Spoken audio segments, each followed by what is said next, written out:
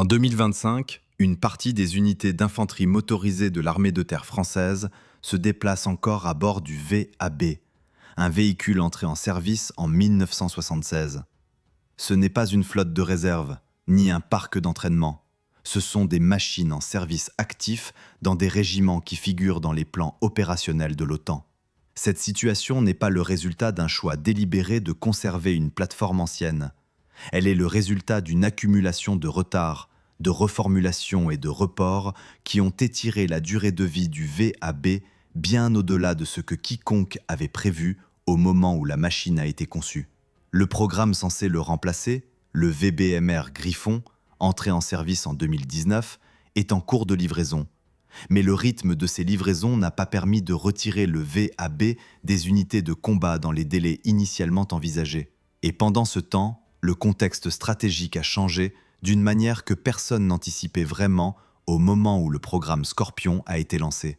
Pour comprendre comment on en est arrivé là, il faut commencer non pas par l'histoire du VAB lui-même, mais par la question qui se pose aujourd'hui dans les états-majors de l'OTAN depuis le 24 février 2022. Est-ce qu'un véhicule conçu dans les années 70, pour des menaces des années 70, dans un contexte opérationnel des années 70, est suffisant pour le type de conflit que la guerre en Ukraine a remis au centre de la planification militaire européenne? La réponse à cette question n'est pas simple, et c'est précisément cette complexité qui rend l'histoire du VAB intéressante, pas comme une curiosité historique, mais comme un problème actif.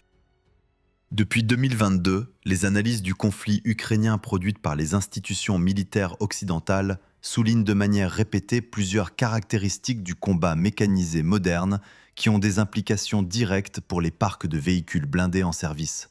La prolifération des drones de surveillance et d'attaque a rendu les colonnes de véhicules visibles et vulnérables d'une manière qualitativement différente de ce que les doctrines des années 90 et 2000 avaient anticipé. Les engins explosifs improvisés et les mines ont continué à représenter une menace majeure, comme en Irak et en Afghanistan, mais s'y est ajoutée la menace des munitions rôdeuses et des drones de première personne que les équipements des années 70 n'avaient aucune raison de prendre en compte. Et la densité du feu d'artillerie sur certains axes a posé des exigences de protection qui dépassent ce que le blindage léger d'un transporteur de troupes de la génération du VAB peut offrir. Ce n'est pas une critique anachronique. Le VAB a été conçu pour ce qu'il devait faire à l'époque où il a été conçu, avec les contraintes de l'époque. Mais ces observations sur le combat ukrainien ne sont pas des abstractions théoriques pour les planificateurs français. Ce sont des données qui s'appliquent directement à une partie du parc blindé que l'armée de terre aurait à engager dans un scénario de haute intensité en Europe. Et cette partie du parc, c'est encore le VAB dans un nombre non négligeable d'unités. Pour comprendre pourquoi, il faut revenir à la genèse du véhicule, non pas pour faire de l'histoire pour elle-même, mais parce que les décisions prises au moment de sa conception ont directement déterminé ses qualités, ses limites et paradoxalement, la raison pour laquelle il est encore là un demi-siècle plus tard. Au début des années 70, l'armée de terre française fait face à un problème concret. Son parc de véhicules de transport de troupes est vieillissant et hétérogène. Les machines en service, issues de différentes périodes et de différents programmes, présentent des niveaux de fiabilité, de protection et de performance inégaux. Il faut une solution unifiée, produite en quantité, capable d'équiper l'ensemble des unités d'infanterie motorisée avec une plateforme commune. Cette exigence de standardisation n'est pas un détail administratif. Elle a des conséquences directes sur la logistique, la formation, la maintenance et in fine sur la disponibilité opérationnelle des unités. Le cahier des charges qui émerge de ces discussions reflète une philosophie précise, et cette philosophie mérite d'être explicitée parce qu'elle explique tout ce que le VAB est et tout ce qu'il n'est pas. L'armée ne cherche pas la machine la plus capable techniquement. Elle cherche la machine la plus fiable, la plus simple à maintenir, la plus économique à produire en grande série et suffisamment capable pour remplir la mission de transport protégé dans le contexte opérationnel prévu. C'est un arbitrage conscient entre ambition et réalisme, et c'est un arbitrage que beaucoup d'armées font, souvent avec des résultats très différents selon qu'elles ont correctement évalué leurs besoins réels ou non. Dans le cas du VAB, cet arbitrage a produit une machine à roues disponible en version 4x4 et 6x6, propulsé par un moteur diesel pesant environ 13 tonnes dans sa configuration de base, capable de transporter 2 membres d'équipage et 10 fantassins, protégé contre les tirs d'armes légères et les éclats d'obus, amphibie grâce à un propulseur hydraulique et armé dans sa configuration standard d'un armement léger en tourello. Ce n'est pas un véhicule de combat, c'est un transporteur. La distinction est importante et elle était assumée dès la conception. Ce choix de la roue plutôt que de la chenille mérite une explication, parce qu'il n'allait pas de soi à l'époque. Un véhicule à chenille offre en général une meilleure mobilité tout-terrain et une meilleure protection potentielle. La chenille permet de répartir la masse sur une surface de contact plus grande et de franchir des obstacles qu'une roue ne peut pas aborder. Mais un véhicule à roues est moins coûteux à produire, moins coûteux à maintenir, capable d'atteindre des vitesses plus élevées sur route et moins exigeant en termes de formation des conducteurs et des mécaniciens. Pour une armée qui avait besoin de produire une grande quantité de véhicules dans un délai raisonnable et de les maintenir opérationnels sur des théâtres variés avec des contraintes logistiques importantes, la roue avait une logique évidente. Il y a dans ce choix un fait que l'on sous-estime généralement quand on évalue le VAB rétrospectivement. La vitesse sur route, environ 90 km/h, n'est pas un détail.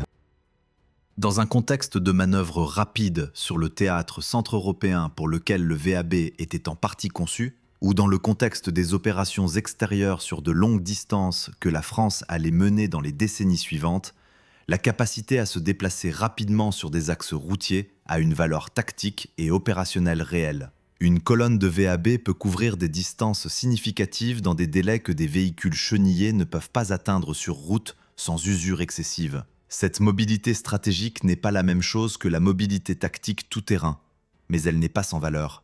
L'amphibie est une autre caractéristique dont la présence sur le VAB mérite d'être notée, en partie parce qu'elle contraste avec ce qui viendra après. Le VAB peut entrer dans l'eau et traverser un cours d'eau sans préparation particulière, propulsé par un système hydraulique. Cette capacité n'a pas défini l'emploi du VAB de la même manière qu'elle définissait l'AMX-10P. Le VAB n'était pas conçu pour des opérations amphibies au sens tactique du terme. Mais sa présence signifie que le véhicule n'est pas arrêté par un obstacle hydraulique modeste sur un axe de progression. Le Griffon qui le remplace ne dispose pas de cette capacité. C'est un choix qui a été fait, et nous y reviendrons.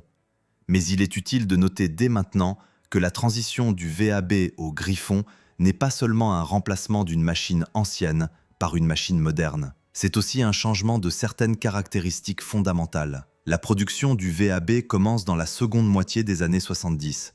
Le véhicule est livré à l'armée de terre française en quantité significative, et il est également exporté vers plusieurs pays. Cette dimension export n'est pas anecdotique.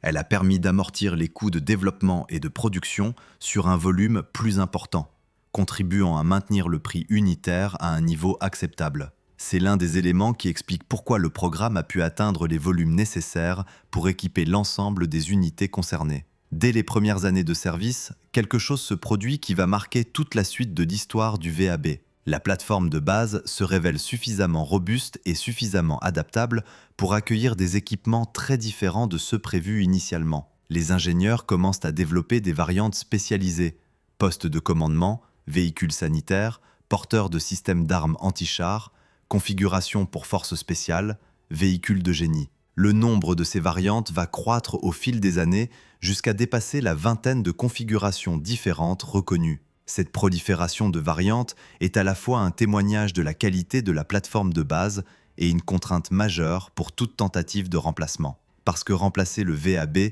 ne signifie pas remplacer un seul véhicule, mais remplacer un écosystème entier de machines spécialisées qui ont toutes leur propre logique opérationnelle. Ce point est fondamental pour comprendre pourquoi le remplacement du VAB a pris autant de temps. Un programme de remplacement doit répondre non seulement à la question de la plateforme de base, le transporteur de troupes proprement dit, mais à la question de chacune de ces variantes. Certaines peuvent être remplacées par des versions dérivées du nouveau véhicule. D'autres nécessitent des programmes séparés. D'autres encore peuvent être absorbées par des systèmes entièrement différents. Cartographier cet écosystème, définir une réponse cohérente pour chaque élément et financer l'ensemble dans le cadre des cycles budgétaires disponibles, c'est un problème d'une complexité considérable. Et c'est l'un des facteurs structurels qui explique pourquoi les discussions sur le remplacement du VAB ont débuté bien avant que le programme Scorpion ne soit formalisé, sans aboutir pendant longtemps.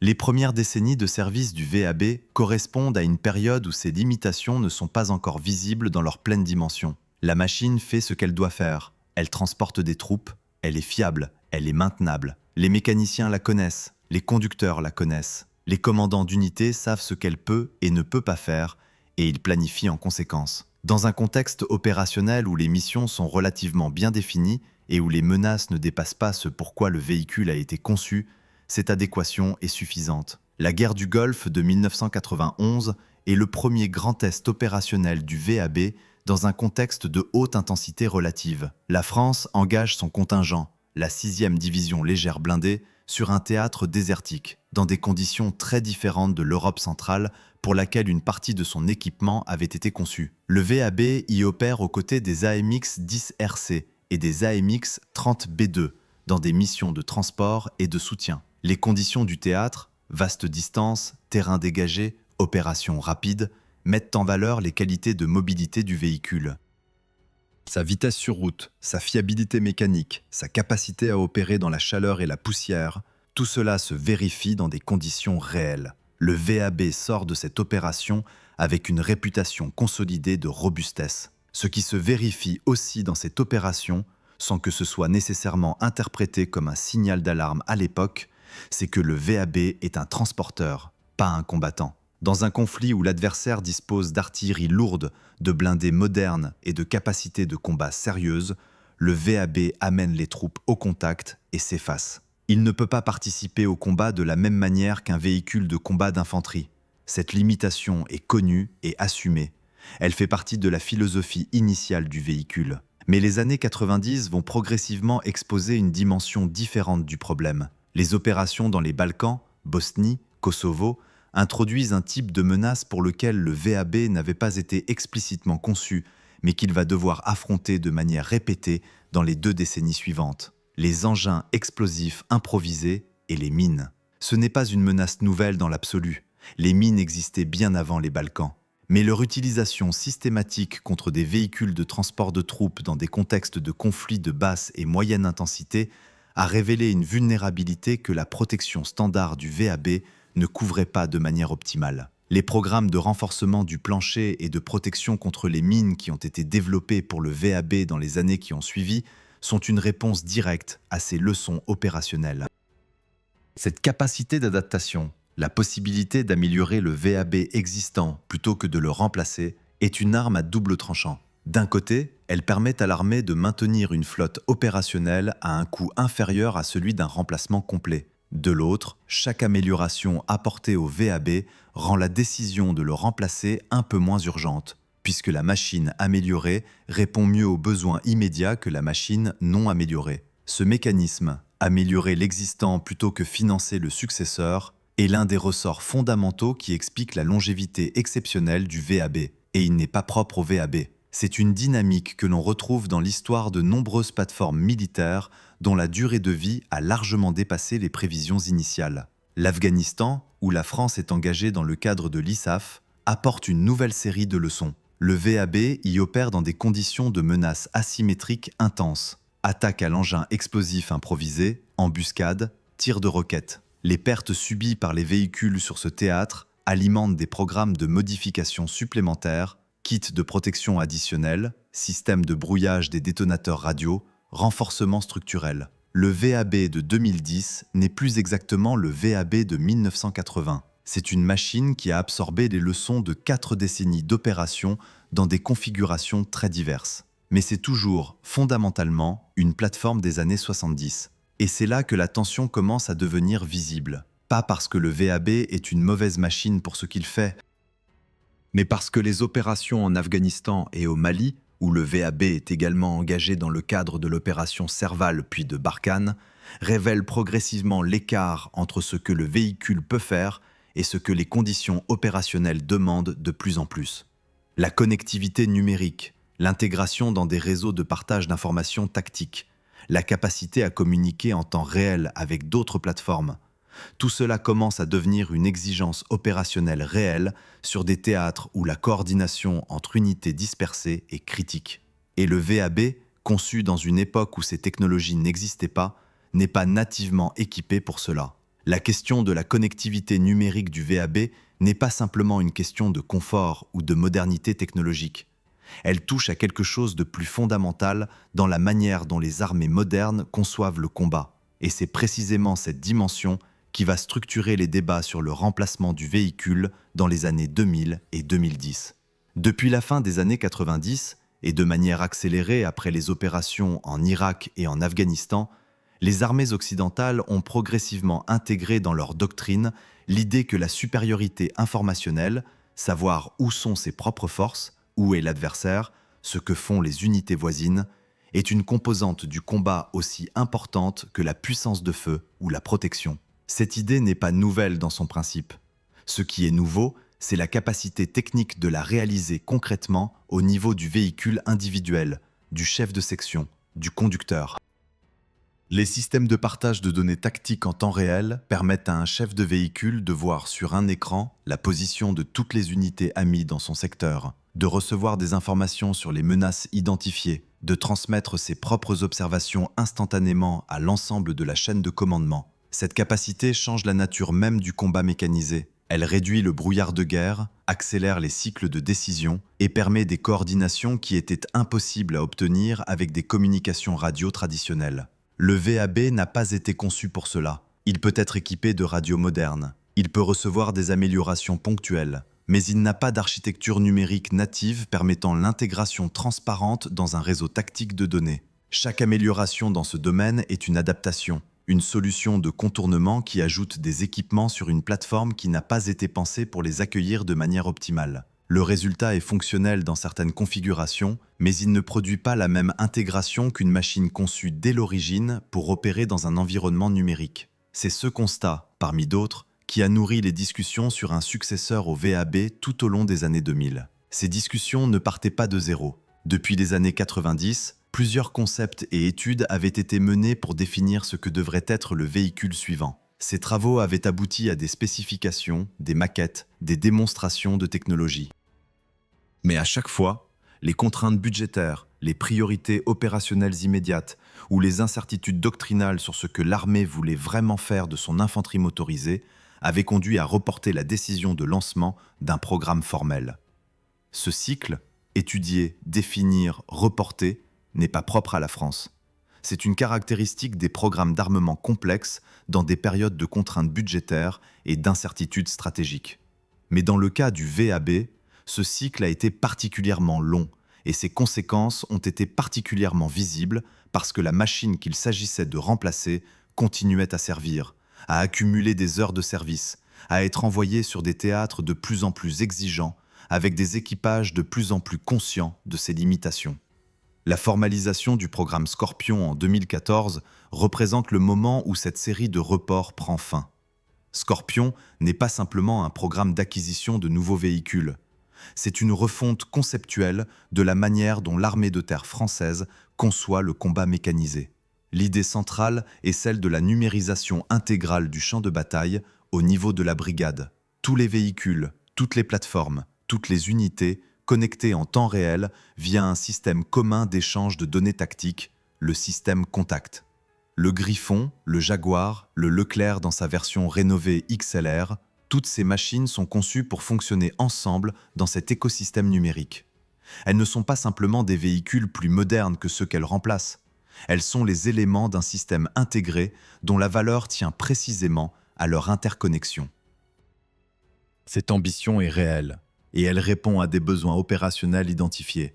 Mais elle introduit une complexité de développement et d'intégration qui dépasse largement celle d'un programme d'acquisition classique. Développer un véhicule est une chose. Développer un véhicule qui doit fonctionner comme nœud dans un réseau numérique, qui doit échanger des données en temps réel avec des dizaines d'autres plateformes, qui doit être maintenu à jour logiciellement comme un système informatique en même temps qu'il est maintenu mécaniquement comme un véhicule blindé, c'est un défi d'une nature différente. Et ce défi a eu des conséquences directes sur les délais de livraison du Griffon.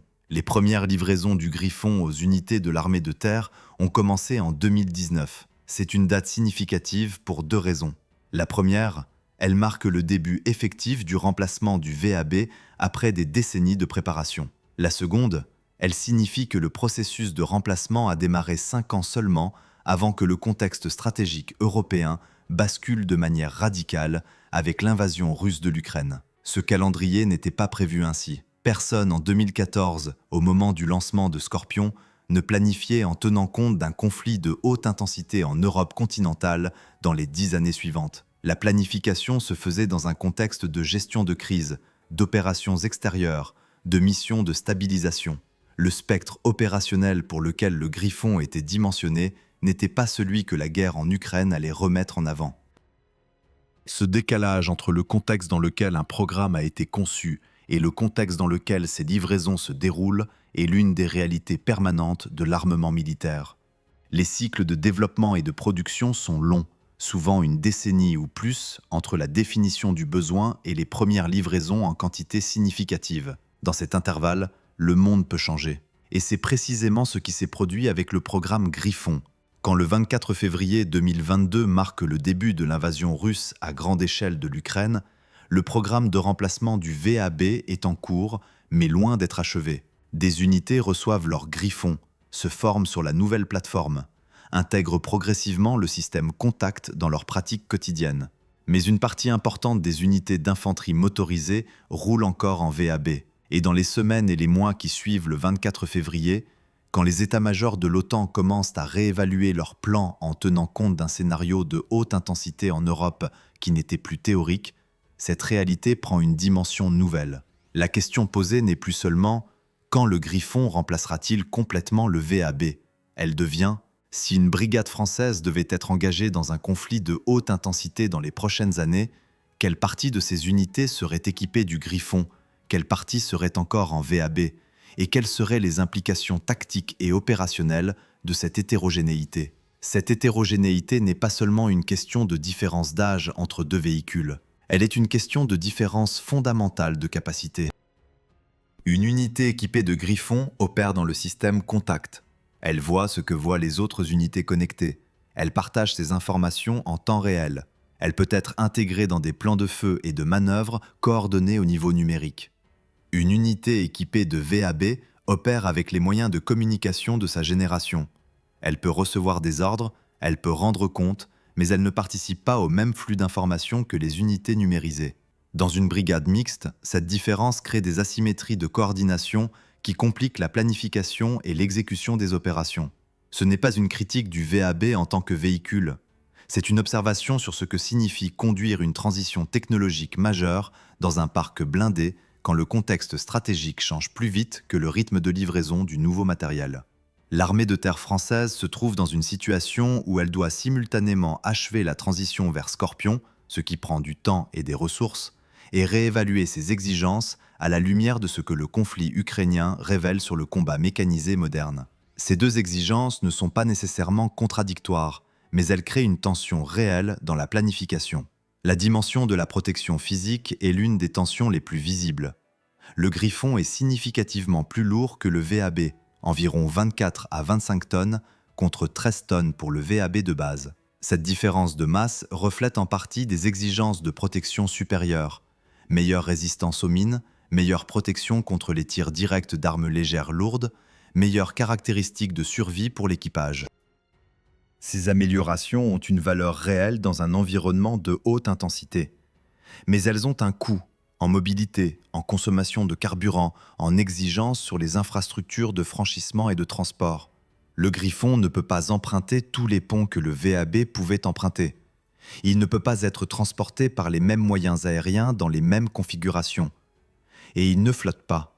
Cette dernière caractéristique, l'absence d'amphibies sur le Griffon, mérite d'être soulignée ici parce qu'elle illustre quelque chose d'important sur la logique des choix qui ont été faits dans le programme Scorpion.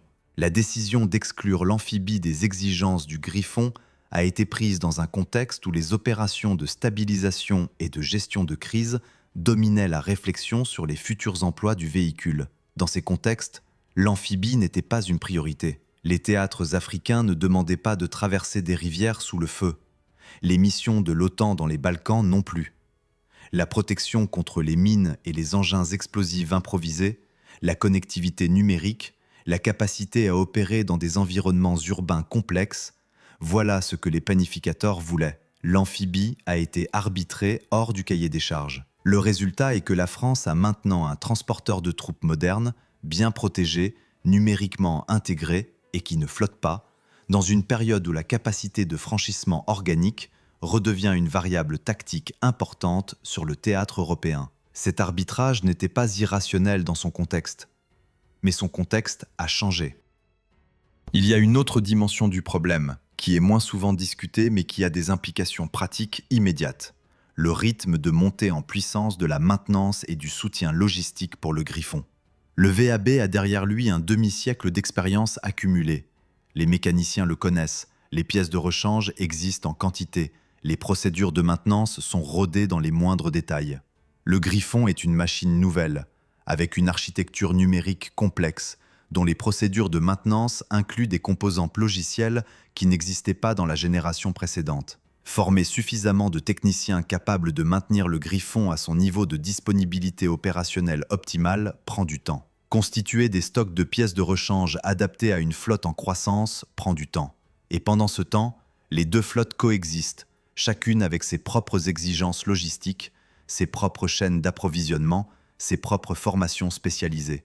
Cette coexistence a un coût qui est rarement mis en avant dans les discussions publiques sur le programme Scorpion, mais qui est bien réel dans les budgets et dans les capacités des unités. Maintenir deux flottes parallèles, l'une en fin de vie, l'autre en début de montée en puissance, mobilise des ressources en maintenance, en formation et en soutien qui ne peuvent pas être concentrées sur une seule plateforme. C'est un état transitoire inévitable dans tout programme de remplacement majeur. Mais quand cet état transitoire dure plus longtemps que prévu, ces coûts s'accumulent.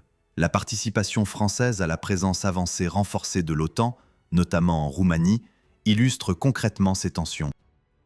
Les unités déployées dans ce cadre opèrent dans un contexte qui a changé radicalement depuis le 24 février 2022. Ce n'est plus une mission de présence symbolique. C'est un déploiement dans un contexte où la menace d'un conflit de haute intensité est prise au sérieux par tous les participants. La question de savoir quels véhicules équipent ces unités, des Griffons, des VAB, un mélange des deux, a des implications directes sur leur capacité réelle et sur la manière dont elles peuvent être intégrées dans les plans opérationnels collectifs de l'OTAN. Les alliés européens qui observent ce processus font des choix différents. Certains ont maintenu des flottes plus homogènes, en acceptant des délais de modernisation plus courts, mais des volumes plus limités. D'autres ont opté pour des acquisitions sur étagère de véhicules existants pour combler des lacunes immédiates, quitte à sacrifier une partie de l'intégration nationale industrielle. La France a fait le choix de la solution nationale intégrée, Scorpion comme programme souverain, production nationale, architecture numérique propriétaire. Ce choix a des avantages industriels et capacitaires réels sur le long terme, mais il a un coût en termes de délai et de période de transition qui est visible aujourd'hui. Il faut également mentionner ce que le retrait de France du Sahel, avec la fin de l'opération Barkhane en 2022, a révélé sur l'état du parc VAB.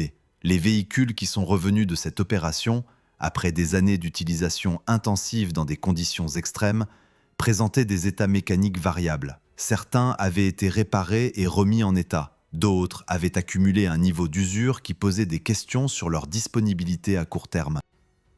Le retrait du Sahel a en quelque sorte rendu visible ce que des années d'opérations intensives avaient produit sur une flotte déjà ancienne. Et il a coïncidé avec la période où la réévaluation de la menace en Europe rendait cette disponibilité particulièrement importante. Tout cela converge vers une situation qui peut être décrite avec précision. En 2025, l'armée de terre française se trouve dans une période de transition dont elle ne maîtrise pas entièrement le rythme. Le Griffon arrive, les unités se transforment, le système contact progresse. Mais cette transformation n'est pas achevée. Et dans l'intervalle, une partie des forces qui devraient être en mesure de répondre à un scénario de haute intensité en Europe dispose d'un véhicule de transport conçu il y a un demi-siècle, amélioré à de nombreuses reprises, mais fondamentalement limité dans sa capacité à s'intégrer dans le combat numérique moderne que Scorpion est censé rendre possible. La brèche est précise et elle est ouverte maintenant. Elle ne concerne pas la totalité des forces. Les unités équipées de Griffon disposent d'une plateforme moderne et capable. Elle concerne les unités encore en VAB, qui ne peuvent pas participer au même niveau d'intégration numérique que leurs homologues Griffon, dont les véhicules présentent des niveaux de protection inférieurs aux exigences d'un conflit de haute intensité contemporain et dont la disponibilité opérationnelle est soumise aux contraintes d'une flotte vieillissante avec des coûts de maintenance croissants. Ces unités existent. Elles figurent dans des plans opérationnels. Et leur équipement ne correspond pas au niveau de menace que la planification de l'OTAN prend désormais comme référence. La question ouverte, celle à laquelle personne ne peut répondre aujourd'hui avec certitude, est la suivante. Le rythme de livraison du Griffon permettra-t-il d'achever la transition avant qu'une situation de crise exige d'engager ces unités dans les conditions pour lesquelles leur véhicule n'a pas été conçu? Ce n'est pas une question rhétorique, c'est une variable de planification réelle, avec des implications sur les engagements que la France peut prendre dans le cadre de l'OTAN, sur les missions qu'elle peut accepter, et sur la crédibilité de sa contribution à la défense collective européenne dans une période où cette crédibilité est plus importante qu'elle ne l'a été depuis la fin de la guerre froide. La France aurait pu lancer le programme de remplacement du VAB plus tôt, elle ne l'a pas fait. Elle aurait pu accepter une solution moins ambitieuse techniquement, mais disponible plus rapidement. Elle a choisi l'ambition. Ces choix avaient leur logique dans leur contexte. La question est de savoir si cette logique résiste au contexte qui a émergé depuis 2022 et si les délais qui en résultent sont compatibles avec les exigences de la situation actuelle. Si cette histoire vous a intéressé, laissez un like, écrivez votre avis en commentaire et abonnez-vous à la chaîne pour ne pas manquer les prochains récits. La prochaine fois, nous examinerons le Roland, le système de défense antiaérienne mobile que la France a développé avec l'Allemagne, déployé pendant des décennies et retiré sans remplaçant au moment précis où la guerre en Ukraine redéfinissait les exigences de la protection des forces terrestres contre les menaces aériennes à basse altitude.